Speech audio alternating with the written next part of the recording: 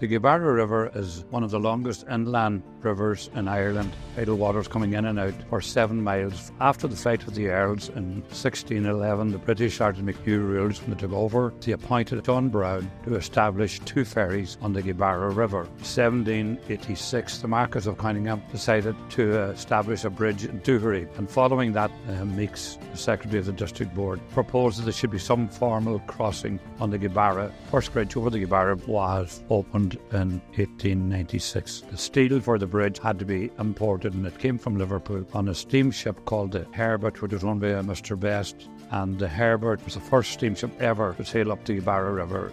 In July 1895, she dropped anchor just close to the Gweebarra Bridge with her load of iron. There was huge celebrations. There was thousands of people lining 2 sides of the Gweebarra River. The bridge was built in parts, was an iron bridge built for railways. In a very short time, the bridge started to show signs of damage. And over the years, they did repair work. Now, you must remember this bridge was in sections. And if there was a very strong wind blowing, this bridge would sway. The other problem was that traffic lorries were heading up from Burtonport to Killybegs with fish. The loads got heavy across the Gweebarra Bridge, but eventually the bridge became dangerous, and it was decided to build a new bridge. In 1950, after the bridge was started, they had to put up gates and stop people from crossing the bridge. It was so dangerous. The centre of it went down, and they put a Bailey bridge in the middle of it to support the centre of the bridge. And if you were travelling in a car to the bridge, you were made to get out and walk while the driver drove the car across the bridge. There was a woman coming from the hospital in Glenty. She was after having twins, and she came as far as the Gweebarra Bridge on the Glenty side, and the man on duty said, "You'll have to get out and walk across with their newborn babies." And the driver said, "No way is she getting out," and he drove her across. And the story goes that they weren't as far over the road as the Gweebarra Church when the centre of the bridge dropped entirely into the water. The new bridge in Gweebarra was completed in December 1953 and officially opened in February 1954 by the Minister for Local Government, Mr. Smith,